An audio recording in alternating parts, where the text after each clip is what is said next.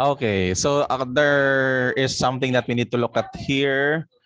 There's a correction. Let this be plus. This is plus. This is a correction. It should be plus. Okay, shall we start now? Game. A while ago kasi it was a negative and it won't be possible because for the factoring by grouping because of the negative sign kasi when it's negative here magkakaroon siya ng discrepancy. So let this be positive para maging applicable yung ating factoring by grouping. Ready? So just like what I told you a while ago, we have here 2, 3, 2, 3. So there is a pattern created for this. So grouping them accordingly. Ayan. And so again, this is 2, 3, 2, 3. So something can be done here. Since 2, 3, 2, 3 can be used, and we notice that we have here x raised to 5 and x raised to 4, which can be turned into x and then a coefficient lang later. What do you think will be the common factor for the first group? Type your answer in the chat box.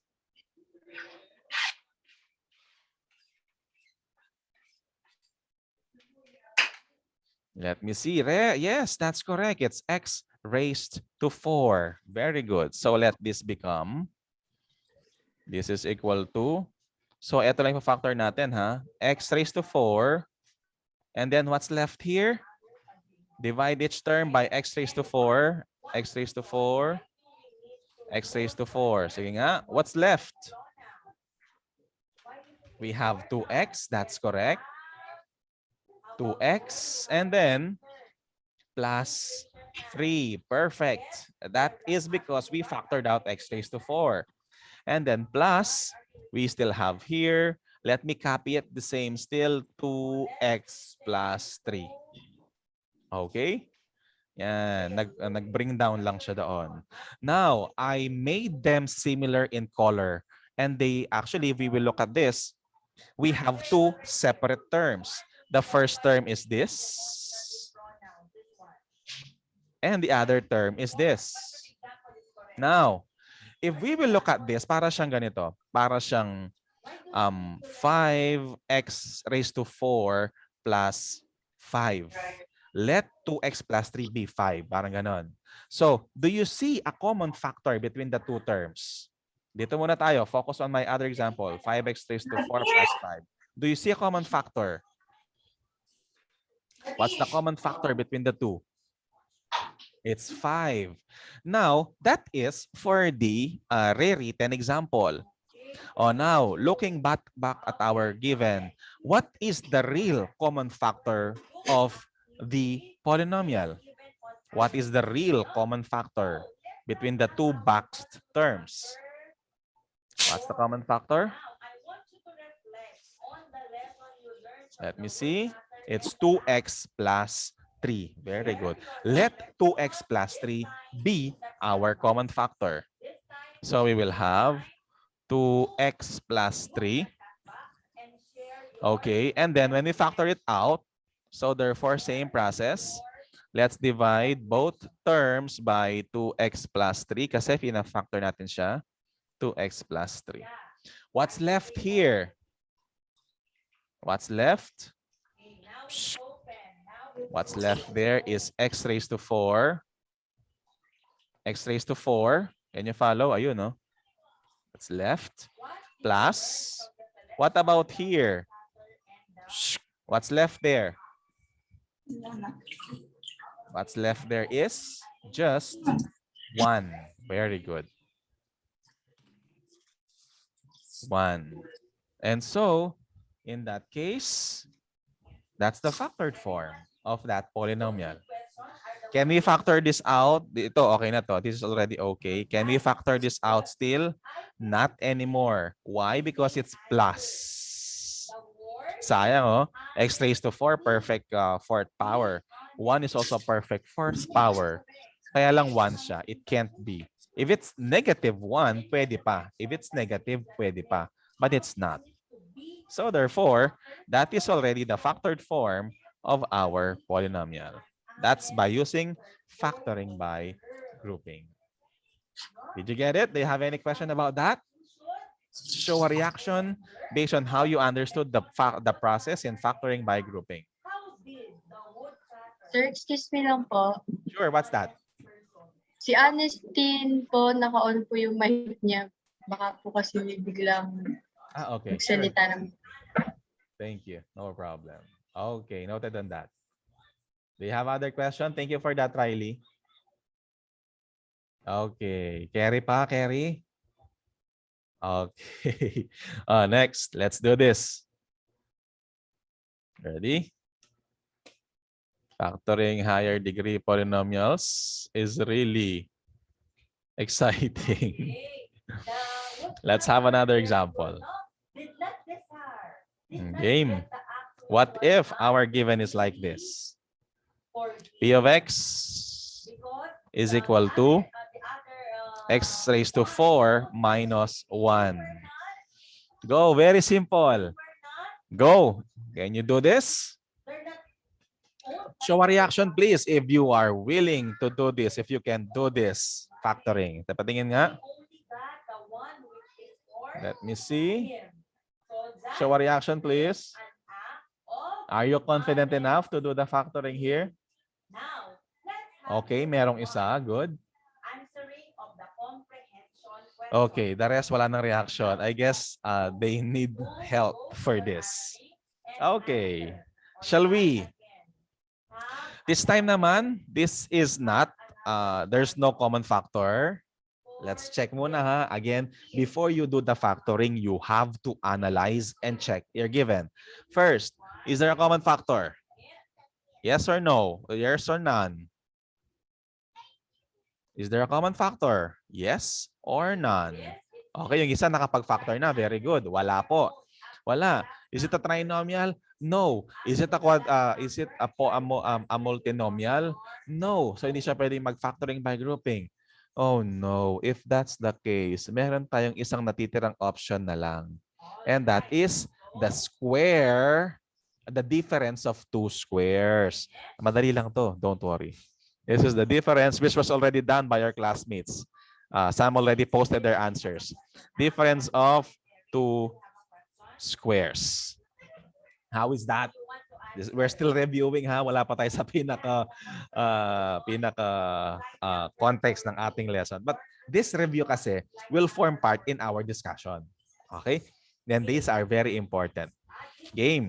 So difference of two squares. First, check. Kapag dalawang terms lang ang given mo, first check is if the two terms are squares. Are they squares? X raised to 4. Does x raised to 4 have a perfect square root? Yes. And that's x squared. Got it? So pwede siya. Look at the next term. 1. Does 1 have a perfect square root? Yes, meron, and that's 1. Oy, pasok na sa two qualifications. Look at the term. Is the term minus? Yes. If it's minus, then we can do the difference of two squares. Got it? Okay, let me remove all this now. Let's do this. Look at the difference of this. Actually, this was patterned from our previous example. This was x raised to 4 minus 1.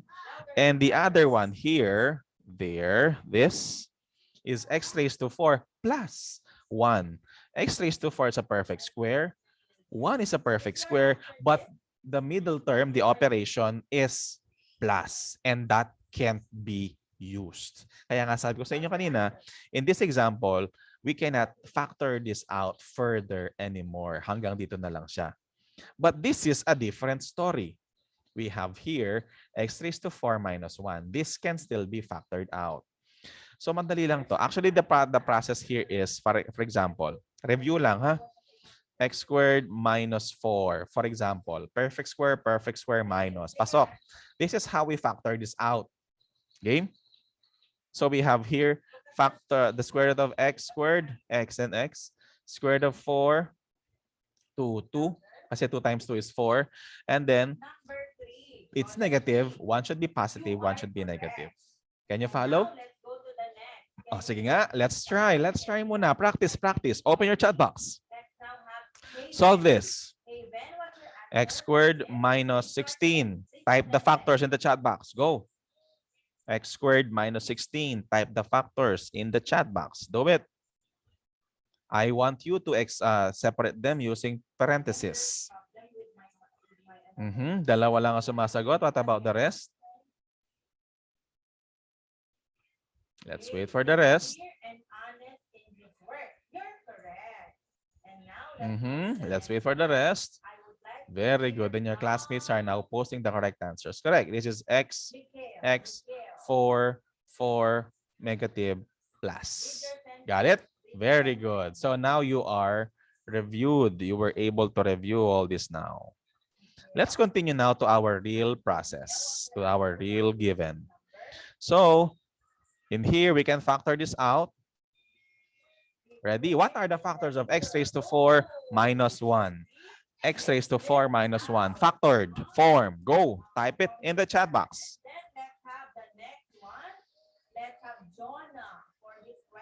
Let me see. Let me see. Okay. Okay, good. Yung isa nagkulangan, yung isa okay lang, yung isa tama. Okay. Good. Oh, now, please be careful. This is x raised to 4. Hahatiin natin yan. So this will become x squared, x squared. Got it? It's like we will be getting the square root of x raised to 4. Okay? Is that clear? So far, up to that point, clear po ba yon? Show your reaction. First step nung discussion. Good. Good, good. Now, next. Factors of negative 1. So we have here, let me use green.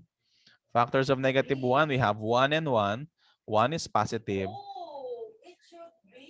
1 is positive, 1 is negative. Tama? Okay, finally, they got it. Okay, now, is that correct? Is that already finished or not yet? Finished or not yet? Examine your given.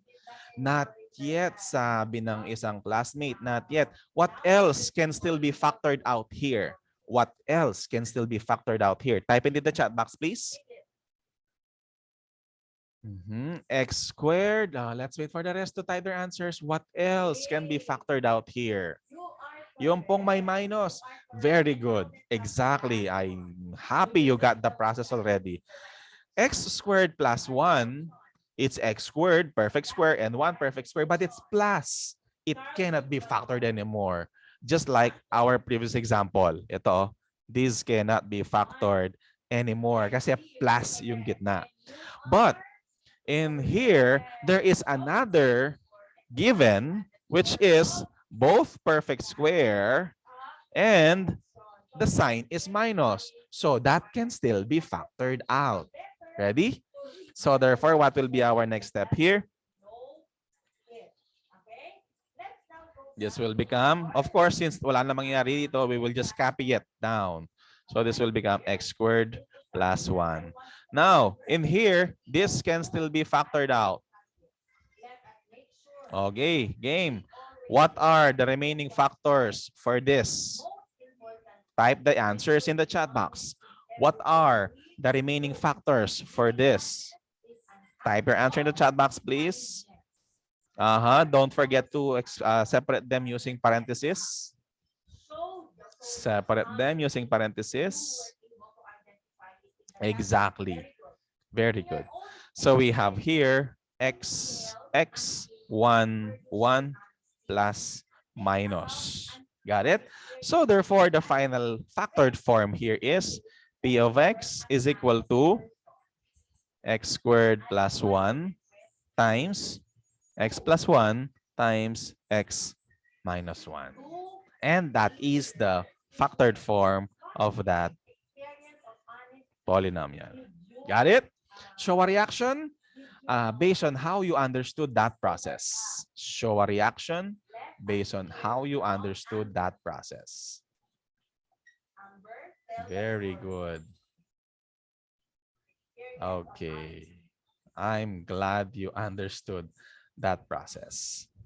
Okay, shall we continue? Okay, inhale, exhale muna tayo. Inhale. Exhale. Okay na? Thank you. So now that we know how to do that, let's now move on with this one.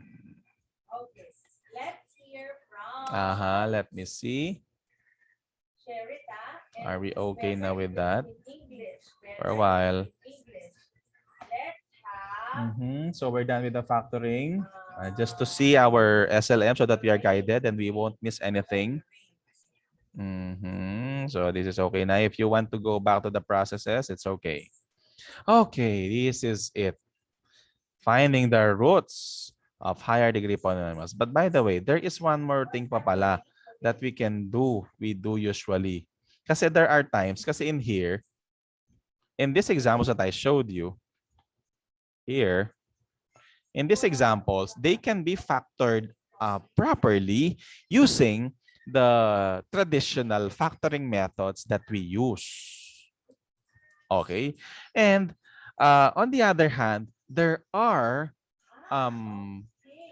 possible, what do you call that? There are possible polynomials wherein whatever you do, wala kang ibang magagawa kundi magmano-mano sa pagpa-factor. Just like this example. thank you for sharing that, Lorraine. When you are Let me see this. assessment with all Just like this. For example, we have what else? Edgar.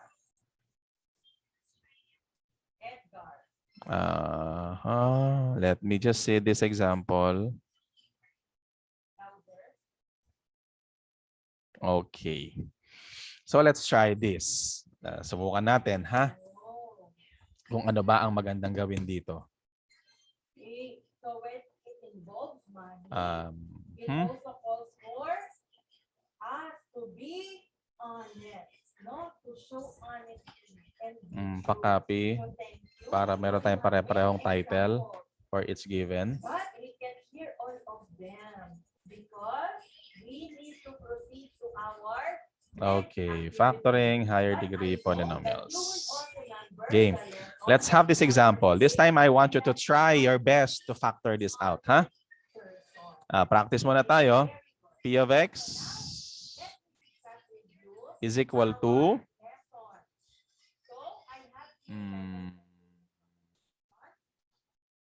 this is a very valuable golden app. Are you sure this is not short? And the second sentence says, the woodcutter okay, said, game. no, it's not mine. We have here x cubed The words in minus 4x squared plus x plus 6.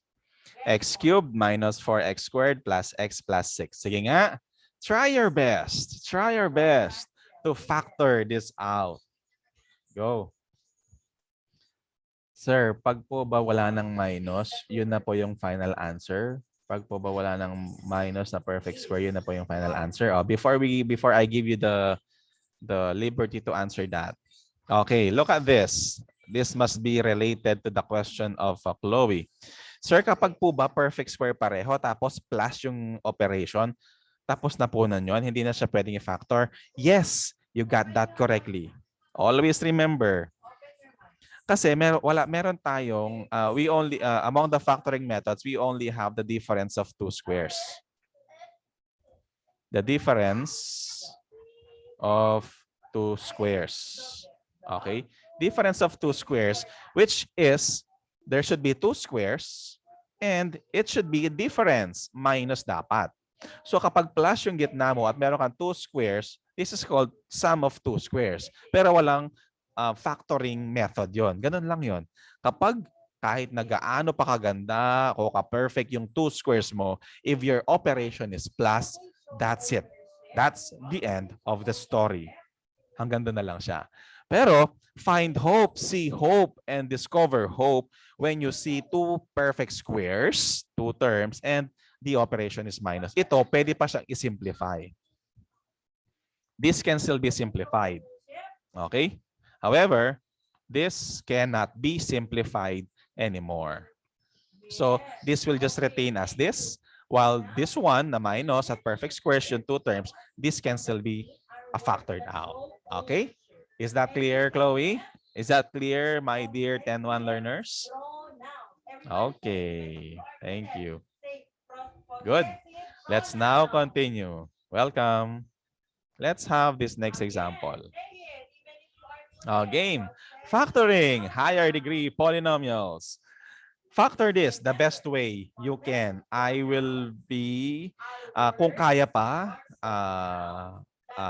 kaya, just try. Kapag hindi na kaya, show a not so good reaction to let me know na kailangan ko nang magbigay ng tulong kung paano isolve to. Game, I will give you time to solve for this. Go.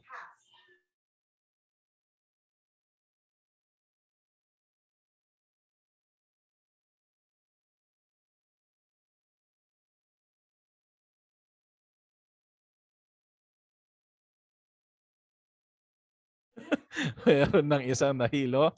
Okay, what about the rest? Huwag kayong mahiyang magpakita ng pagkawala if ever you don't know anymore what to do with this.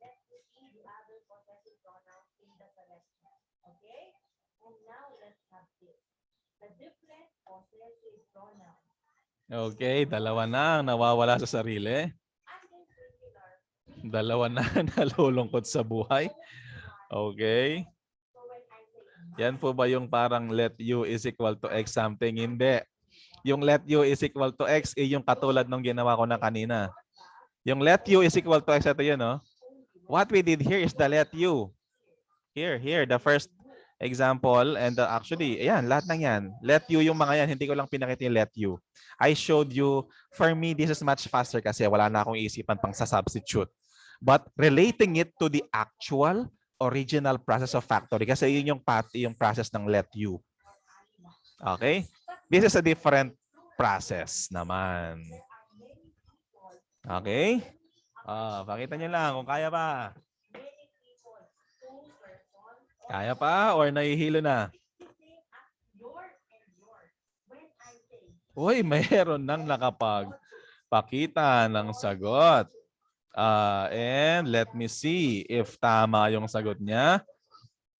Oh, yung kukunin po factor sa first and last. I know this is quadruplets. This is multinomial. Hindi siya katulad nung kanina. Try na natin. Kaya pa? Sige, try lang ng try. You exhaust all the possible means that you know to solve this. Meron nang nahihilo. Okay? That's okay. Don't worry. Mind you, when you got this process, this is so easy. And my learners, when they learn this process, they forget all those processes here at nagdudwell na lang sila dito. But not at all. Ganitong lagi. Foil po ba to? No. A foil method would always go back to a trinomial. This is multinomial with 4 terms. It has 4 terms. So kapag 4 terms, ano lang ba yung pwedeng gawin? Common factor at saka factoring by grouping. Try nyo, pwede bang factoring by grouping to? Can this be solved using factoring by grouping?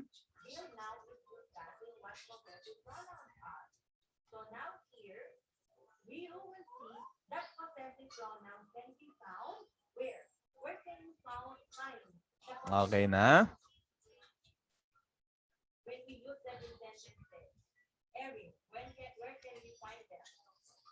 Okay.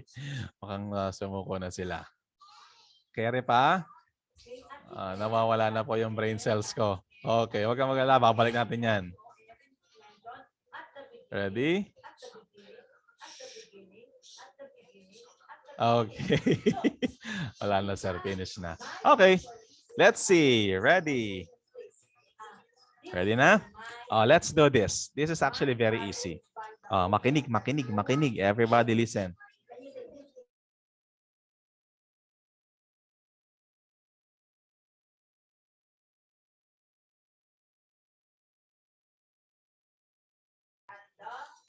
Okay? Game. Let's now have this process. Ayan. This is actually called, this can actually be solved using the rational root theorem. Take note of this, the rational root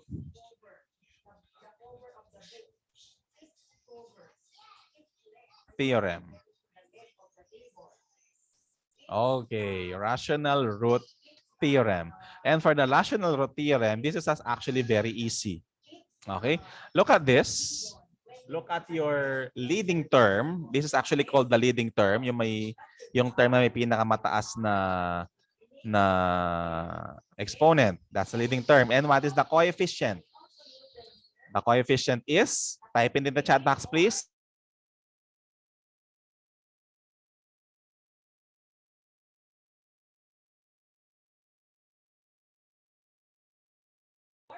Good. It's 1. Correct. Tandaan nyo na, we will be using this one. Next. What about your constant? What is your constant? Type it in the chat box. What's the constant? The constant is 6. Very good. So this is your constant. Okay. Now, what do we do or to solve this? Of course, for the rational root theorem, all we have to do is to get all the possible roots of the constant divided by the roots or the factors of your leading coefficient. Okay, so this is it. Our constant is 6 and our leading coefficient is 1. Okay, factors of 6 are positive, negative 1, positive, negative 6. Tama, 1 times 6. Bakit mayroon negative? Kasi of course, negative times negative is also positive 6. Okay. Next is 2 and 3. Positive, negative 2. Positive, negative 3. Nagsusulat po kayo? Yes. Can it be seen? Can you see it? Ay, sorry. Iba pa rin nakashare. Nasa module po. Sorry. My mistake. Again. So going back, rational root theorem tayo. So we have identified our leading coefficient, which is 1. There, 1. Put it down. And our constant, which is 6. There, sorry for that. Mali pala yung na-share. So we have here, let's now get the factors of 6. The factors of 6 are 1 times 6 and 2 times 3, right? So we have here positive, negative 1, positive, negative 6. Kasi 1 times 6. Also, 2 times 3. Positive, negative 2, positive, negative 3. Can you follow? And for our leading coefficient, we only have 1. Good for us. It's only 1. So that's positive, negative 1. Can you follow? And then, what we will do now is to divide all of this by all of the possible factors of 6, our constant, by all the possible factors of our leading coefficient, which is 1. So in this case, we have, since when we divide all this by 1, so all the possible rational roots or the possible roots or all the possible roots will be the following. We have, when we divide all this by 1 and negative 1, they will just retain as is. Kasi buti na lang, walang problema. So we have positive, negative 1, positive, negative 6. Okay, let me list them down. Positive 1, negative 1, positive 6, negative 6, positive 2, negative 2, and then positive 3, negative 3. We will be using all this to find the factors of our polynomials. Okay? Are you ready for that? Are you ready? O, inhale, exhale muna. I will give you a minute to inhale, exhale, and be ready for the process.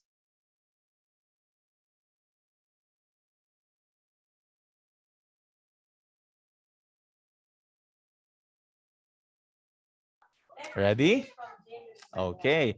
Now, we are talking about roots. Saan magaling itong mga roots na to? So that we are also guided. Okay, ready? So, before we continue, let's go back to our previous examples here. Here. Let's go back to our previous examples.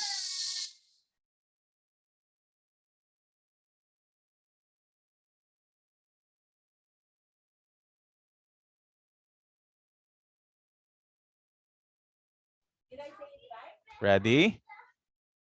Okay. Game. When we say possible roots or when we say roots, let's take a look at this example. Para lang gets natin, saan ba galing yung mga roots na yon? Kasi as we do this, we will be dealing with those roots. Wait lang.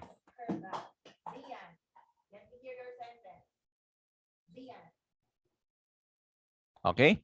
So, simple lang. These are the factors. So, to get the roots, all we have to do is to equate each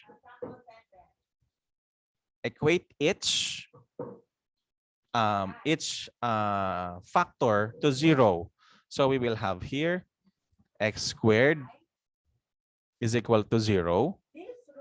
X cubed plus 4 is equal to 0. And x cubed minus 7 is equal to 0. Got it? Now, all we have to do is to get the values of x, and those will become the roots. So, when we get the square root of this will end up with x is equal to 0. So, 0 is one of the roots of this equation or of that polynomial. Okay, now let's have this. In here naman, we have x cubed plus 4. We need to transpose 4. So this will become x cubed is equal to negative 4. And then we have to extract the root, cube root kasi it's cube. So we will have x is equal to cube root of negative 4. That's the value of x. And finally, in here naman, we have x cubed is equal to, transpose this to the other side, it will become 7. And then extract the cube root. We will have x is equal to cube root of 7. So those are the roots of that polynomial. The roots are